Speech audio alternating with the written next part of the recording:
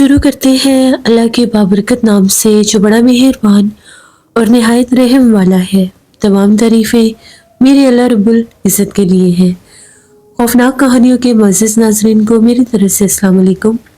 उम्मीद करती हूँ आप सब लोग खैरियत से होंगे, जहाँ होंगे खुश होंगे और मेरे चैनल की खौफनाक कहानियों को बहुत पसंद करते होंगे। आज आप लोगों के लिए मैं बहुत डरावनी कहानी लाई हूँ जिसे आप लोग बहुत पसंद करेंगे। सिलसिला शुरू करते हैं आज की खौफनाक कहानियों का। बढ़ते हैं आज की पहली खौफनाक कहानी की तरफ। ये खौफनाक कहानी राबिया शेयर कर रही है। राबिया कहती है, मैं भुलवाल की रहने वाली हूँ और आज आपके साथ अपनी ज़िंदगी की एक बहुत बेहानकाब बीती शेयर करना चाहती हूँ। ये आज से 20 बरस पुरानी बात है। मुझे जब अपनी एजुकेशन के लिए दूसरे शहर जाना था, क्योंकि हम लोग जिस जगह पर रहते थे वहाँ पर ना तो अच्छी पढ़ाई थी और ना ही उस दौर में अच्छे कॉलेजेस यूनिवर्सिटीज़ थी। मैं अपनी फैमिली की वाहिद लड़की थी जो इस तरह से मास्टर्स करने जा रही थी। तो मेरे अब्बू ने लाहौर में मेरा एडमिशन करवाया। अब वहाँ पर तो मेरा एडमिशन हो गया तो रहने के लिए मुझे हॉस्टल चाहिए था। अब्बू खुद वहाँ पर गए, अब्बू ने खुद वहाँ पर जाकर हॉस्टल सेलेक्ट किया, वहाँ पर मेरे लिए एक कमरा लिया। मेरा वहाँ पर एडमिशन हो गया, हॉस्टल में भी और कॉलेज में भी। अब मेरे लिए ये सब बिल्कुल नया था। ज़िंदगी में पहली बार घर से, घर वालों से, अम्मी अब्बू से दूर रहना। तो मेरे जहन में बहुत सी चीज़ें थी। एक तरफ तो मैं खुश थी कि मैं अपनी पढ़ाई पूरी करूँगी, लेकिन दूसरी तरफ मैं खौफज़दा भी थी कि मैं हॉस्टल में कैसे रहूँगी, क्योंकि मुझे बिल्कुल भी तजुर्बा नहीं था कि हॉस्टल की ज़िंदगी कैसी होगी, वहाँ पर कैसे रहना होगा, क्या सब कुछ होगा। बिल्कुल सब कुछ नया था। आज तक जितनी भी ज़िंदगी गुजार कर आए थे सिर्फ घर ही देखा था। कॉलेज स्कूल से घर आना और घर का माहौल और हॉस्टल में कैसे रहते हैं घर वालों से दूर रहकर, ये सब बहुत मुश्किल लग रहा था सोचकर। लेकिन मेरे मुस्तकबिल का सवाल था। अब वो दिन आ गया जब मुझे अपने घर वालों से दूर लाहौर में जाकर हॉस्टल में रहना था और वहाँ पर पढ़ना भी था। मैंने खुद को ज़हनी तौर पर तैयार किया कि मुझे ये करना होगा। अम्मी अब्बू से मिलकर मैं बहुत ज़्यादा अभी से उदास हो गई थी, लेकिन फिर भी मैंने उन्हें ज़्यादा शो नहीं करवाया। अब्बू मुझे लाहौर ले गए, वहाँ पर मुझे हॉस्टल दिखाया। मैं हॉस्टल में गई, वहाँ पर एक वार्डन थी, वो भी बहुत अच्छी थी, बच्चों की तरह ही ट्रीट कर रही थी। अब वो मुझे छोड़कर चले गए। अभी मैं ऑफिस में ही बैठी हुई थी, क्योंकि जो आया थी जो कमरों तक लेकर जाती थी वो शायद किसी और स्टूडेंट को कमरा दिखाने के लिए गई हुई थी। तभी वो आया भी आ गई, मेरी उससे सलाम दुआ हुई तो उन्होंने कहा कि आओ मैं आपको आपका कमरा दिखा दूँ। हॉस्टल की बिल्डिंग बिल्कुल नई थी, तो मैंने उनसे पूछा कि हॉस्टल कब का है, तो उनका ये कहना था ये भी बिल्कुल नया हॉस्टल बना है, तुम लोग पहला बैच हो जो इस हॉस्टल में आए हो। अभी तो हॉस्टल बहुत साफ सुथरा और बिल्कुल नया है, आप लोगों ने इसको अपना घर ही समझना है। ये एक प्राइवेट हॉस्टल है, यहाँ पर आप लोगों ने सफाई सुथराई का खुद भी ख्याल रखना है, बिल्कुल अपने घर की तरह आपको माहौल मिलेगा और आप लोगों ने भी इस हॉस्टल को अपना घर ही समझना है। मैंने कहा कि ठीक है। हम लोग हॉस्टल की एक तंग से बरामदे से गुजर रहे थे, जिसके सामने एक छोटा सा सहन था और वो बरामदा चारों तरफ से इस तरह से था कि इसमें कमरे ही कमरे थे। शायद इस इमारत को सिर्फ हॉस्टल के लिए ही बनाया गया होगा। मैं देख रही थी, एक दो लड़की भी मुझे कमरों में जाती नजर आई।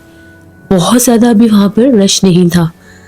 तभी वो मुझे उस बरामदे से होती हुई सीढ़ियों के पास वाले कमरे में ले आई। यहाँ से मेरे कमरे के साथ से ही दूसरी मंजिल की सीढ़ियां ऊपर जाती थी। उसने कमरे का दरवाज़ा खोला, बाहर से कुंडी लगी हुई थी और कहा कि ये तुम्हारा कमरा है, अभी फ़िलहाल तुम एक ही लड़की हो, लेकिन इस कमरे में 2 बेड हैं। कुछ दिनों में कोई और भी स्टूडेंट तुम्हारे साथ आ जाएगी, तब तक तुम अकेली ही मौजें करो। ये कहकर उसने मुझे कहा कि तुम अंदर चली जाओ। मैंने अपना बैग उठाया, कमरे में कदम रखा। अभी लाइट नहीं जलाई थी, तो सामने बेड पर मुझे यूं लगा कि कोई चादर ओढ़े सो रहा है। मैंने किसी वजूद को देखा तो मैं फौरन से पलटी और आया से कहा, आया कमरे में तो कोई सो रहा है। वो बड़ी अजीब और हैरत सदा नजरों से मेरी तरफ देखते हुए बोली, क्या मतलब? तुम्हारे सामने मैंने कमरा खोला है, कोई कैसे सो सकता है? मैंने कहा कि सामने वाले बेड पर कोई चादर लेकर सो रहा है, आप खुद देख ले। इतने में आया भी पहुंच गई। हम दोनों कमरे में दाखिल हुई। कमरे की लाइट ऑन की तो बेड पर कोई भी नहीं था। उसने कहा कि क्या हो गया है? यहाँ पर तो कोई भी नहीं है, देखो 2 बेड खाली पड़े हैं। ये बेड 2 सिंगल बेड तुम्हारे लिए ही है। इस कमरे में 2 लड़कियां रहेंगी। मैंने उसे कहा कि ठीक है, शायद मुझे गलतफहमी हुई हो। मैं थोड़ी सी शर्मिंदा भी हुई कि कैसी गलतफहमी थी।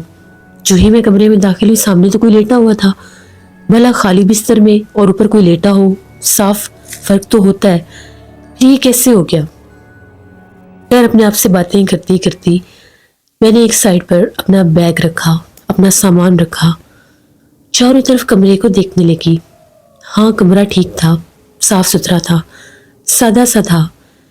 एक कोने में एक अलमारी थी और दूसरे कोने में दूसरी, जो कि दूसरी लड़की का हिस्सा था। मैंने दरवाजे के सामने वाला बेड ही ले लिया, क्योंकि उसके साथ ही खिड़की भी थी और मुझे आदत नहीं थी बिल्कुल घुटन वाले कमरे में रहने की। मैंने खिड़की खोली तो पिछली साइड पर हॉस्टल का कोई बागीचा सा था। बागीचा तो नाम का ही था। कुछ दरख्त लगे हुए थे और जगह जगह से जली हुई घास जो दिखाई दे रही थी। ठंडी हवा का एक झोंका आया तो मुझे बहुत अच्छा लगा। परिंदों की आवाज़ें और दरख्तों के पत्ते देखकर मेरे दिल को कुछ सुकून मिला और अपना घर और घर वाले याद आ गए। मैं थकी हुई थी सफ़र की। थोड़ी देर लेटी तो आया आ गई और कहने लगी, खाना तैयार है। सभी लड़की एक जगह पर खाना खाती हैं, तुम भी उधर ही आ जाओ। मैंने कहा कि जी ठीक है। सामान वगैरह तो भी मैंने खोला नहीं था। मैं मेस रूम में चली गई। वहां पर मैंने सिर्फ और सिर्फ 7 से 8 लड़कियों को देखा। पता नहीं किस किस कॉलेज की होंगी, इतनी खास किसी से सलाम दुआ नहीं हुई। अब इनका भी शायद पहला दूसरा दिन ही होगा। हर कोई चुप चुप था, अपने घर, वालिदैन और बहन भाइयों से दूर। हम लोगों ने खाना खाया।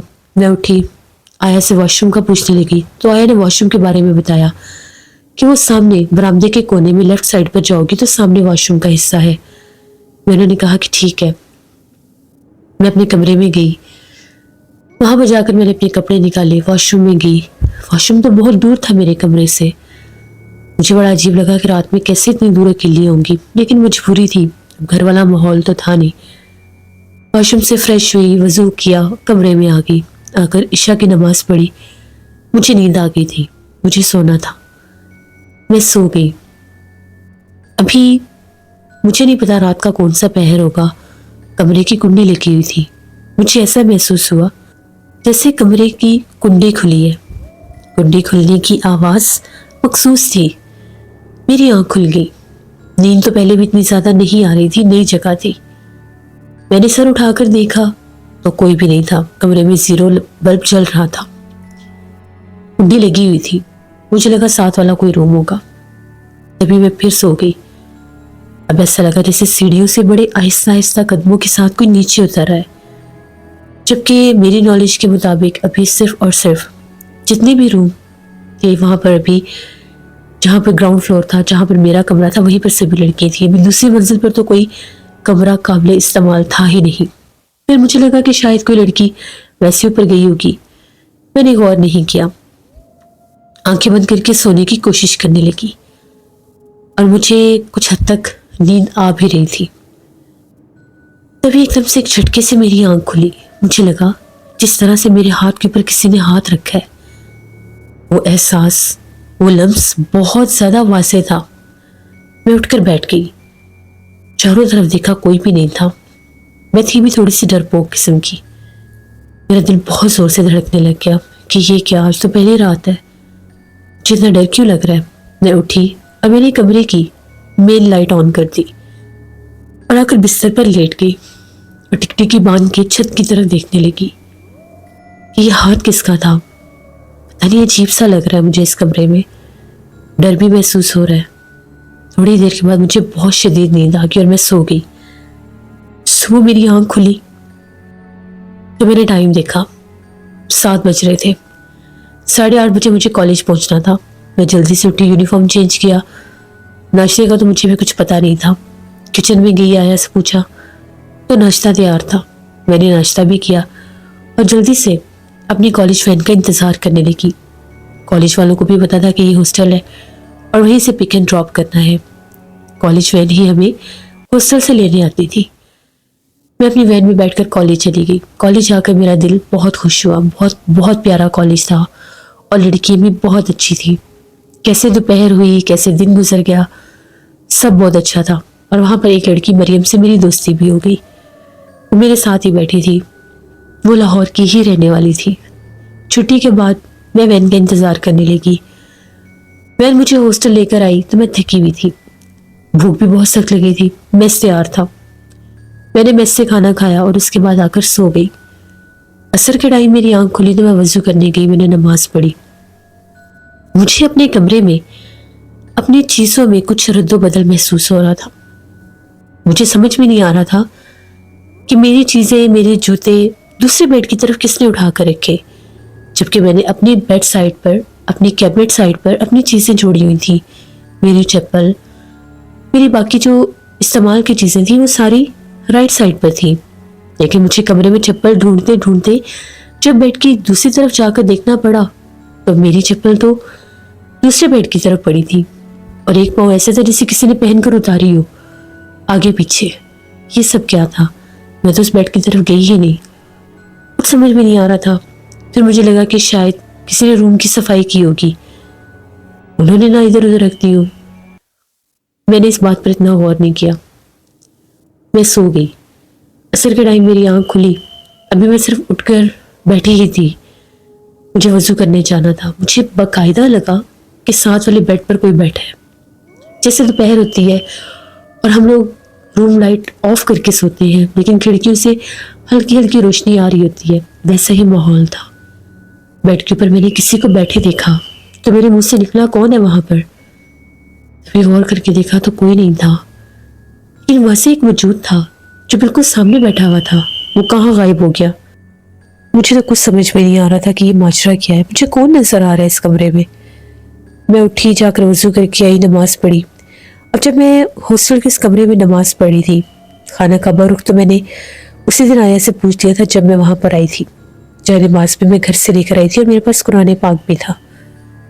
अभी मैं सिर्फ वहां पर नमाज पढ़ी थी तो जैसे हम लोग नमाज में बैठकर दुआ मांग रहे होते हैं, मैं दुआ मांग रही थी। मुझे बाकायदा लगा कोई काले लिबास में मेरे साथ खड़ा है। आज मैंने उसके पाँव भी देखे। उसके पाँव बहुत ज़्यादा लंबे थे और उनके ऊपर कोई भी जिल्द नहीं थी। जिस तरह से ढांचे की लंबी लंबी उंगलियां होती हैं। मेरी तो जान ही निकल गई और एकदम मेरी चीख निकली कि ये क्या है। मैं जब नमाज पढ़ी थी मैंने पलट कर देखा, वहां कुछ भी नहीं था। मैं बहुत खौफजदा हो गई। मैंने दुआ मुकम्मल की, उठी, कुरान फौरन से जाए नमाज उठाया और जल्दी से कमरे से बाहर आया की तरफ गई। आया का रूम जो था वो बिल्कुल किचन के साथ ही था। आया अपने कमरे में ही थी। मैंने आया को बुलाया कि जल्दी मेरी बात सुने, क्योंकि वहाँ पर कुछ और लड़कियाँ भी थी और मैं नहीं चाहती थी कि खामखा में इस बात का कोई तमाशा बने और लड़कियाँ मेरे कमरे में आ जाएं देखने के लिए कि क्या हुआ है वहाँ पर। मेरी वहाँ पर बहुत सी चीज़ें बिखरी पड़ी थी। आज मैं अपना सामान सेट कर रही थी अलमारी में। आया जब मेरे कमरे में आई तो कहने लगी कि क्या बात है। उनको ये लगा कि शायद मैं उनको इसलिए बुला रही हूँ कि वो आकर मेरा सामान सेट कर दे। जैसे वो कमरे में आई, चीज़ें बिखरी देखकर बोली कि ये काम तुम्हें खुद करना होगा, ये मेरे ज़िम्मे नहीं है। मैंने उन्हें कहा कि मैंने आपको सामान सेट करने के लिए नहीं बुलाया, इधर बैठे मुझे कोई बात करनी है। आया मेरे सामने बेड पर बैठ गई और मैंने कमरे का दरवाज़ा बंद किया। मैंने उनसे पूछा कि इस कमरे में क्या चीज़ है। कहने लगी क्या मतलब क्या चीज़ है। मैंने उन्हें कहा कि पहले दिन जब मैं इस कमरे में आई थी तो मुझे यहाँ पर कोई बेड पर लेटा नजर आया था, लेकिन उसके बाद कोई नजर नहीं आया, वो गायब हो गई। कल मैंने यहाँ पर सामने किसी को बैठे देखा और आज मैं भी नमाज पढ़ रही थी, मेरे पीछे कोई खड़ा था। क्या यहाँ पर जिन्नात है? आया ने जब मेरी ये बात सुनी तो वो कहका मारकर हंसने लग गई और कहने लगी कौन सी जगह से आई हो तुम? कौन से जिन्नात, कैसे जिन्नात? यहाँ पर कुछ भी नहीं है, तुम्हें शायद वहम का मर्ज है। तुम्हारे जैसी बहुत सी लड़कियां यहाँ पर रहती हैं और अभी तो ये हॉस्टल शुरू भी हुआ है और तुमने यहाँ पर ऐसी बातें शुरू कर दी कि यहाँ पर जिन्नात, यहाँ पर कोई जिन्नात नहीं है। अगर ऐसी कोई शिकायत है तो तुम हॉस्टल बदल दो। लेकिन यहाँ पर ऐसा कुछ नहीं है और ये बात बाहर मत करना, क्योंकि बहुत सी ऐसी लड़कियां हैं जो इस बात को सुन के डर भी सकती हैं। मैंने उन्हें कहा कि ठीक है। मुझे समझ में आ गई कि इनको मेरी बात पर यकीन नहीं आएगा, क्योंकि जो उनका लहजा था और जैसे उनको मेरी बात सुन के बहुत ताज्जुब भी हुआ। वो उठकर मेरे कमरे से बाहर चली गई, हंसती हुई, अजीब सी बातें करती हुई। मुझे समझ आ गई कि मुझे खुद ही कुछ करना पड़ेगा। मुझे ये रूम चेंज करना होगा। मैं इस रूम में नहीं रहूंगी। इस रूम में कुछ ना कुछ तो है, चाहे ये माने या ना माने। अब मैंने डिसाइड कर लिया कि मैं कल वार्डन से बात करूंगी और इस रूम को बदल दूंगी। मैंने जैसी चीजें खोली थी वैसे सारी चीजें अपने बैग में रख दी। फिलहाल कुछ भी अलमारी में सेट नहीं किया। अब उसी रात की बात है, मैं बैठकर अपने कॉलेज का काम कर रही थी, नोट्स बना रही थी। जो आज हमें असाइनमेंट मिली थी उस पर काम कर रही थी। मेरे साइड टेबल पर कुछ बुक्स रखी हुई थी जिनको आसानी से नीचे गिराया नहीं जा सकता था। जब तक उनको कोई हाथ ना लगाए या कोई चीज उनके साथ ना लगे तो वो नीचे गिरती। वो बिल्कुल टेबल पर ऊपर करके रखी हुई थी।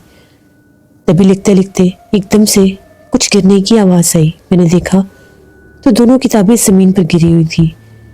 खिड़की भी बंद थी। फिर ये किताबें कैसे गिर गई? मुझे लगा कि शायद कोने पर पड़ी होंगी। मैंने किताबें उठाई और फिर टेबल पर रख दी। फिर से नोट्स बनाने लग गई। 12:30 का टाइम था। तभी एकदम से ऐसा लगा जैसे खिड़की के ऊपर दस्तक हो रही है। कोई खिड़की पर नॉकिंग कर रहा है। इतनी रात को कौन हो सकता है? मैं तो बहुत डर गई। मैंने तो पूछा भी नहीं कि कौन है। 3-4 बार खिड़की के ऊपर हल्की हल्की सी दस्तक हुई। मैंने उस चीज को मुकम्मल तौर पर इग्नोर किया और अपना काम करती रही। अब मुझे बहुत सख्त नींद आ रही थी। 1:30 बज गए थे। मैंने अपनी बुक्स कवर की, समेटी, बैग में रखी और कमरे की मेन लाइट जलती छोड़ दी और सोने लग गई। जैसे मैं लेटी मुझे बहुत सख्त नींद आई थी। मैं सो गई। लेकिन जो रात को मेरे साथ हुआ उसने तो मेरा दिल ही दहला के रख दिया। आधी रात का टाइम था। एकदम से मुझे लगा कि मेरे जिस्म पर बहुत ज्यादा बोझ पड़ रहा है, जिस तरह से मेरे बाजू बहुत जोर से कोई दबा रहा है। मेरी एकदम से आंख खुली। कमरे की मेन लाइट ऑफ थी और 0 बल्ब चल रहा था। तभी मैंने देखा मेरे पीछे कोई औरत लेटी हुई थी और वो औरत पूरी तरह से मेरे ऊपर, मेरे कंधे के ऊपर झुकी मेरा चेहरा देख रही थी। वो बहुत ज्यादा खौफनाक थी। उसका भयानक चेहरा देखकर मुझे लगा कि मेरी जान निकल जाएगी। ये क्या मखलूक है? ये कौन है? अब मेरे में इतनी हिम्मत नहीं हो रही थी कि मैं चिल्ला सकूं। मैं शोर मचाने की कोशिश कर रही थी। मेरी आवाज मेरे हलक से बाहर नहीं निकल रही थी। मैंने पूरी हिम्मत के साथ उसको अपने से पीछे हटाने की कोशिश की। वो इतनी भारी थी कि मुझसे हिल भी नहीं रही थी। एकदम से मेरे गले से आवाज निकली और मैंने कहा कि या अल्लाह मेरी मदद कर। ये कहकर मुझे एकदम हिम्मत आई और मैंने इसको बकायदा पीछे धकेला और बेड से उठकर खड़ी हो गई। तो मेरे बेड पर कोई भी नहीं था। ये सब क्या हो रहा था? मैं बहुत डर गई। मैंने टाइम देखा, 1:30-2 बजे का टाइम था। मैंने जल्दी से कमरे का दरवाजा खोला और बाहर जाने लगी तो क्या देखती हूँ, सामने बिल्कुल गैलरी में जिस तरह बाथरूम थे उधर एक औरत ऐसे चलती जा रही थी जैसे उसकी टांग खराब है। बहुत दुबली पतली सी, बाल बिखरे हुए थे। तभी उसने बाथरूम वाले कोने पर पहुंचकर पलट कर देखा। उसकी आंखें चमक रही थी। उसको देखकर मैं बहुत डर गई और मैंने जल्दी से कमरे का दरवाजा बंद कर लिया और मैंने फौरन से कुरान पाक उठाया और अपने सीने से लगा लिया। मैं बहुत डर रही थी। मैं थर-थर कांप रही थी। पूरी रात मैंने बैठकर गुजार दी। सोने का तो नामो निशान ही नहीं था। मैं बहुत डर रही थी। जैसे फजर की अजान हुई, बाहर कमरों के दरवाजे खुले, लड़कियां नमाज पढ़ने के लिए उठी। मैंने कुरान पाक चूम कर अलमारी में रखा और मेरी नींद से आंखें बंद हो रही थी। मुझ में हिम्मत नहीं थी कि मैं उठकर नमाज पढ़ती। मैं वहीं पर लेटी और सो गई। सुबह मेरी आंख खुली। मैं कॉलेज पहुंची। मैंने कॉलेज जाकर वहां पर कैंटीन पर अपनी फ्रेंड मरियम से बात की। उसने कहा कि लगता है तुम जिस हॉस्टल में गई हो वो जगह आसेबजद है। ये शायद वो कमरा ही आसेबजद है। देखो, ऐसी जगह पर रहना कोई अक्लमंदी नहीं है। तुम वार्डन से बात करो, अपना कमरा चेंज करवाओ या फिर हॉस्टल ही बदल दो। कॉलेज वाली साइड पर भी बहुत हॉस्टल है, पर तुमने इतनी दूर हॉस्टल क्यों लिया? मैंने उससे कहा कि मुझे नहीं पता कि यहाँ पर क्यों अब्बू ने रूम ले लिया और इस हॉस्टल में मेरा एडमिशन करवा दिया। इस संडे अब्बू आएंगे और मैं उनसे बात करूंगी। आज फ्राइडे था, कल सैटरडे और परसों संडे।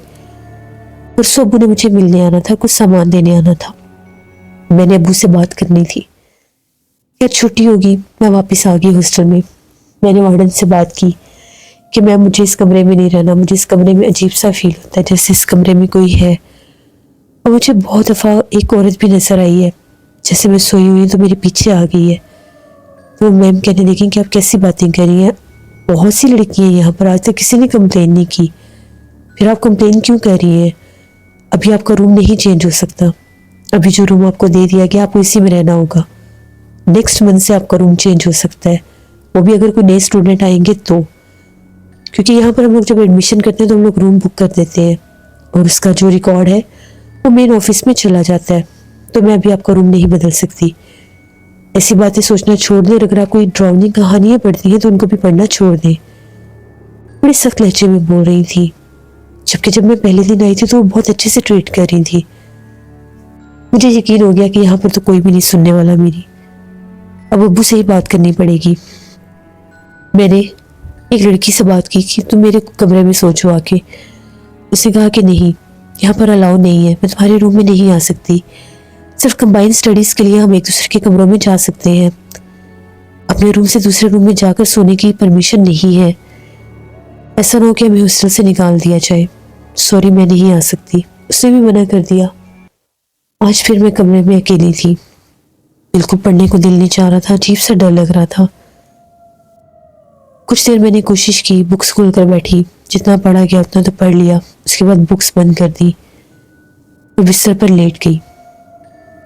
बिल्कुल सन्नाटा था, हर तरफ खामोशी, बस कुछ कमरों से लड़कियों की आवाज़ें भी सुनाई दे रही थी। जैसे 12:30 पौने 1 बजे का टाइम हुआ, आवाज़ें आना बंद हो गई। मुझे वॉशरूम जाना था। मैं उठी, मैंने कमरे का दरवाज़ा खोला, बाहर झांक कर देखा तो 2 लड़कियां वॉशरूम वाली तरफ से आ रही थी। उन्हें देखकर मेरी कुछ हिम्मत बंधी, मैं बाहर निकली और वॉशरूम की तरफ चली गई। जैसे वॉशरूम में गई, वॉशरूम से बाहर निकली, अभी मैं वॉश बेसिन पर हाथ धो रही थी। वहां से बाहर आने लगी तो 2 चमकती हुई आंखें मैंने सामने अंधेरे में देखी, जैसे वहां पर कोई खड़ा था। एकदम मैं पीछे हटी और मैंने कहा कि कौन है वहां पर, लेकिन सामने दीवार थी, कुछ भी नहीं था। अब मुझे फील होने लगे कि शायद ये सब मेरे साथ ही हो रहा है। ये चीज सिर्फ मुझे तंग कर रही है और मुझे नजर आ रही है। शायद मेरे ऊपर ही किसी चीज का साया हो चुका है। मैं जल्दी से वहां से भागती हुई अपने कमरे में आई। पीछे पलट कर देखा तो वही औरत जिसकी टांग खराब थी, वो बाथरूम वाली साइड पर जा रही थी। वो कहाँ से आई मुझे नहीं पता। दिन के टाइम तो ऐसी कोई औरत वहां पर नजर नहीं आती थी जिसकी टांग खराब होती थी। ये टांग घसीट कर चल रही होती थी, कपड़े भी बड़े अजीब से पहने होते थे जैसे फटे पुराने से हैं। मैंने कमरे का दरवाजा बंद कर दिया, बिस्तर पर आकर लेट गई, आयत कुर्सी पढ़ने लगी। जैसे मैं आयत कुर्सी पढ़ रही थी, एकदम ऐसा हुआ जैसे दूसरी मंजिल की छत के ऊपर कोई चीज गिरी है, बहुत भारी। एक धमाके की आवाज आई और बिल्कुल नीचे मेरा कमरा है और ऊपर की तरफ कोई चीज गिरती है, ऐसी आवाज आई। मैं और भी ज्यादा डर गई। मैंने ऐसे कुर्सी पढ़कर अपने ऊपर हिसार बांधा, आंखें बंद की और सोने की कोशिश करने लगी, क्योंकि मेरा सर भारी हो रहा था और मुझे सुबह कॉलेज के लिए भी जागना था। फिर मुझे याद आया कल तो संडे है, शुक्र है कल संडे है, अब्बू आएंगे, अब्बू से बात करूंगी। अजीब सा दिमाग हो गया मेरा, जबकि कल सैटरडे था और मैंने संडे बनाया हुआ था। मेरी सोचों में सो गई अपनी तरफ से बेफिक्र। वही आधी रात का टाइम, मुझे ऐसा महसूस हुआ कि साथ वाले बेड पर कोई है, जैसे कोई करवट लेता है और आवाज आती है बेड के ऊपर किसी के करवट लेने की। मेरा दिल बहुत जोर से धड़क रहा था। मैंने जैसे ही हल्का सा सर पीछे करके देखा, इस बेड के ऊपर कोई औरत लेटी हुई थी और ये वही औरत लग रही थी जिसकी टांग खराब थी, जो बाथरूम वाली साइड पर नजर आती है। वही फटे पुराने कपड़े, वही बिखरे हुए बाल और थोड़ी सी टेढ़ी टांग। मुझे ऐसा लगा कि शायद अभी मुझे कुछ हो जाएगा। मैंने चीखें मारना शुरू कर दी। मेरी चीखों की आवाज़ें सुनकर आसपास रूम की लड़कियां बाहर निकले। कमरे का दरवाज़ा जोर जोर से खटखटाने लगी। मैं उठी, मैंने कमरे का दरवाज़ा खोला तो लड़कियों ने मुझे पकड़ा और कहने लगी क्या हुआ है। मैंने उन्हें कहा कि यहाँ पर इस बेड पर अभी कोई औरत लेटी हुई थी। वो लड़की डर गई। उनमें से एक लड़की ने कहा कि ये मुझे भी आज कह रही थी कि मुझे यहाँ पर इस कमरे में कोई औरत नजर आती है। ये बेचारी बहुत डर गई है भी अकेली कमरे में। और जो आया थी वो तो नहीं आई, गहरी नींद में सोई थी, सारा दिन काम करती थी, ना ही वार्डन आई। और जो साथ वाली लड़की थी मुझे अपने साथ ले गई। वो रात मैंने उनके कमरे में गुजारी। सुबह आँख खुली तो पता चला सैटरडे है। मैं कॉलेज चली गई। मेरी तबीयत बहुत ख़राब थी। मैंने अपनी फ्रेंड मरियम को भी सारी बातें बताई। उसका यही कहना था कि आज तुम जाकर फाइनली बात करो अपने घर वालों से और इस हॉस्टल को छोड़ दो, वरना वो मखलूक तुम्हें नुकसान भी दे सकती है। तो सिर्फ और सिर्फ तुम्हें ही नजर आ रही है और किसी लड़की को नहीं। शायद वो उस कमरे में रहती है, इसीलिए वो अपना आप तुम पर जाहिर कर रही है। इस तरह से अगर उसका तुम पर साया हो गया तो तुम्हारी जिंदगी बर्बाद हो जाएगी। उसने मुझे और भी डरा दिया। उसने बताया कि जिन्नात का साया और असर बहुत सख्त होता है। खैर मैंने आज तहिया कर लिया कि अब्बू के साथ ही कर जाऊंगी। इस हॉस्टल में तो अब मैं नहीं रहती। मैं शिद्दत से इंतज़ार कर रही थी कि कल अब्बू आएंगे, संडे है। आज की रात बहुत मुश्किल थी। मैंने एक लड़की की मिन्नत समाजत करके उसे तैयार कर लिया। वो मेरे कमरे में आ गई। जब उस कमरे में वो लड़की आई तो आज रात कुछ भी नहीं हुआ। वो औरत नजर नहीं आई। हम लोग आराम से सोए। सुबह जो आके तकरीबन 12:30 पौने 1 बजे अब्बू पहुंच गए। मुझे बताया हॉस्टल वाली ने कि तुम्हारे अब्बू आ गए हैं। मैं अब्बू से मिली। मैंने अब्बू को सारी बात बताई। मैंने अब्बू के आगे हाथ जोड़े, मुझे यहाँ पर नहीं रहना। अब्बू बहुत परेशान हो गए और डर गए कि ये सच कह रही है। अब्बू ने बात की वार्डन से, तो उन्होंने कहा कि नहीं, हमारे हॉस्टल में ऐसा कोई मसला नहीं है, आपकी बच्ची के साथ कोई मसला है, आप इसको यहाँ से लेकर जा सकते हैं। क्योंकि अब इसको वहम हो गया और इसके जहन में ये बात बैठ गई, जिस कमरे में भी जाएगी इसको यही महसूस होगा। अब्बू ने कहा ठीक है। मेरा एडमिशन वहां से खत्म हो गया। अब्बू मुझे अपने साथ लेकर भुलवाल आ गए। अब्बू ने कहा कि तुम्हारे कॉलेज से मैं छुट्टी ले लेता हूँ, मैं किसी और हॉस्टल का बंदोबस्त करता हूँ। कॉलेज भी बात हो गई, अभी नई नई क्लासेस थी। उन लोगों ने भी 1 हफ्ते की छुट्टी दे दी। वो 1 हफ्ता मैं घर रही। मैंने अपने घर वालों को सारी बातें बताई। उस मखलूक का इतना असर हुआ था मेरे पर कि रात के वक्त जब मैं अपने कमरे में भी सोती थी तो मुझे वही खौफ रहता था, जबकि मेरी बहनें मेरे आसपास सोई होती थी, लेकिन वो खौफ मेरे जहन से जाता ही नहीं था। यहाँ तक कि अपने घर में भी मैंने डरावना ख्वाब देखा।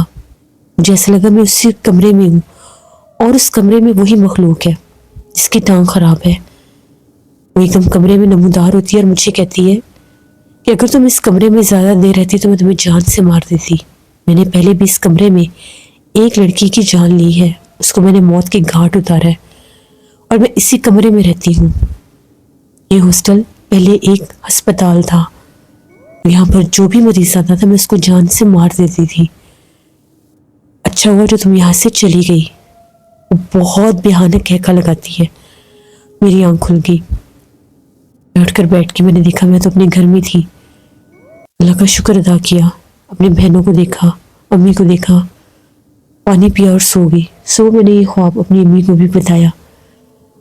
हम लोग जिस आंटी से कुरान पाक पढ़ते थे वो बहुत रूहानियत रखती थी। जिन्नात, भूत प्रेत, इन चीज़ों पर भी इनको बहुत इल्म था। मैं अम्मी के साथ उनके घर गई। उनको जाकर मैंने सारा माजरा बताया और अपना ख्वाब भी। उनका ये कहना था कि तुमने बहुत अच्छा किया जो हॉस्टल छोड़ दिया।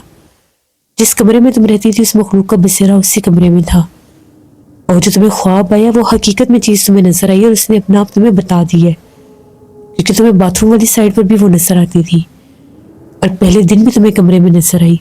जो लोग ये हॉस्टल बनाते हैं, ऐसे प्राइवेट जो भी बिल्डिंग मिलती है, जो भी बड़ा घर मिलता है, वहाँ पर हॉस्टल बना देते हैं।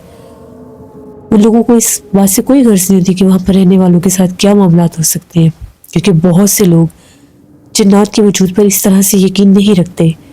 वो यही समझते हैं कि शायद ये इनके वहम है और कुछ भी नहीं, जबकि जिसके साथ कुछ होता है वही जानता है कि उसके पीछे क्या था। फिर उन्होंने मुझे दम किया और कहा कि तुम्हारी किस्मत अच्छी है जो तुम वहाँ से बचकर आ गई। तुम्हारे पास जाए नमाज था, तुम नमाज पढ़ती थी, कुरान पाक था, इससे वो तुम्हारे ऊपर हमलावर नहीं हो सकी। फिर हम लोग वापस आ गए। 1 हफ्ते के बाद मेरा एक और हॉस्टल में एडमिशन हो गया। उस हॉस्टल में मेरे साथ ऐसा कोई मसला नहीं था, लेकिन उस हॉस्टल में भी एक लड़की थी जो पोजेस्ड थी। वो बैठी बैठी अजीबोगरीब हरकतें करने लग जाती थी। उसके नए नक्श चेहरे के बदल जाते थे, यहाँ तक कि उसकी आंखों का कलर तक बदल जाता था। उसके ऊपर एक जिन की हाजिरी होती थी। उसकी आवाज़ बहुत भारी हो जाती थी। सब लड़की उससे बहुत ज़्यादा डरने लग गई थी। लड़की शाम के टाइम जाकर सीढ़ियों में अकेली बैठ जाती थी, सीढ़ियों के दरमियान में बाल खोलकर। आसपास से कोई लड़की डर के मारे गुजर भी नहीं सकती थी। एक दफ़ा एक लड़की गुजर रही थी, उसके ऊपर उस मखलूक की हाजिरी हुई थी। उसने उस लड़की को धक्का दे दिया था, जबकि वो लड़की उससे 4-5 सीढ़ियाँ आगे थी। उसने फिर भी धक्का दे दिया था। फिर जब ये वाकयात बढ़ने लग गए तो हॉस्टल वालों ने एक्शन लिया और उस लड़की को उस हॉस्टल से निकाल दिया, क्योंकि अक्सर वो रात के वक्त लड़कियों के कमरों के दरवाजे के आगे जाकर खड़ी हो जाती थी, दरवाज़ा खटखटाकर हंसने और रोने लग जाती थी। मुझे उससे बहुत डर लगता था, क्योंकि मैं तो ऑलरेडी ये सब फेस करके आई हुई थी। अल्लाह का शुक्र है कि मेरे साथ उसका आमना सामना हुआ ही नहीं। मैंने दूर से उसे देखा था। देखने में वो लड़की बिल्कुल ठीक थी, नॉर्मल लड़कियों की तरह, लेकिन जब उसके ऊपर उस मखलूक की हाजिरी होती थी, उसका चेहरा, उसके नए नक्श बिल्कुल बदल जाते थे और बहुत ज़्यादा डरावने लगने लग जाते थे। अल्लाह का शुक्र है फिर उस हॉस्टल में रहकर ही मैंने अपनी पढ़ाई पूरी की और वहाँ से वापस लाहौर आई। ये मेरी ज़िंदगी की ऐसी नाकाबिल फरामोश कहानी है जिसे मैं आज भी याद करती हूँ तो मैं बहुत डर जाती हूँ। मैं आपके चैनल की स्टोरीज रेगुलर सुनती हूँ और हॉस्टल से रिलेटेड कोई भी स्टोरी हो तो मुझे वो मेरी कहानी ज़रूर याद दिलवाती है। तो ये मेरी एक कहानी थी। बहुत शुक्रिया राबिया आपका। वैसे ये बात बिल्कुल ठीक है, बहुत से हॉस्टल्स आसिफज़दा होते हैं, बहुत से हॉस्टल्स में लोगों के साथ, लड़कों के साथ, लड़कियों के साथ बहुत से वाक़यात होते हैं। अक्सर मैंने ऐसी स्टोरी सुनी है कि हॉस्टल्स आसिफज़दा हो जाते हैं।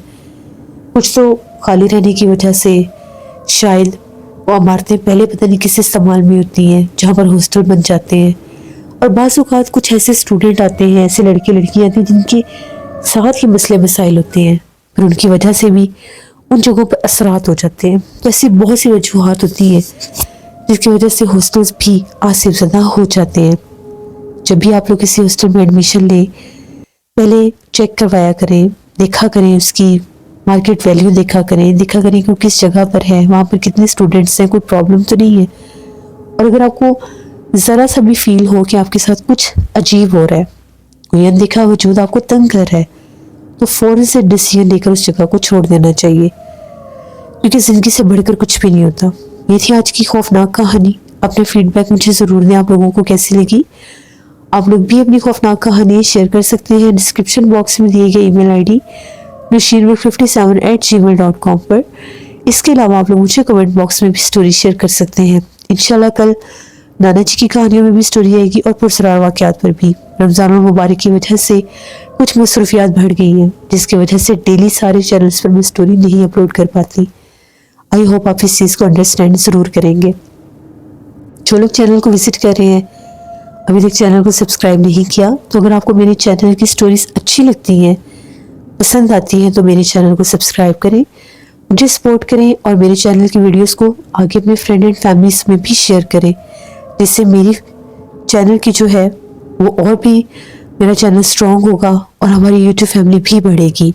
एटलीस्ट मेरे चैनल को भी आप 1 मिलियन तक तो लेकर जाएं, ये आप सबसे मेरी रिक्वेस्ट है। इंशाल्लाह कल फिर मुलाकात होगी किसी नई खौफनाक कहानी में।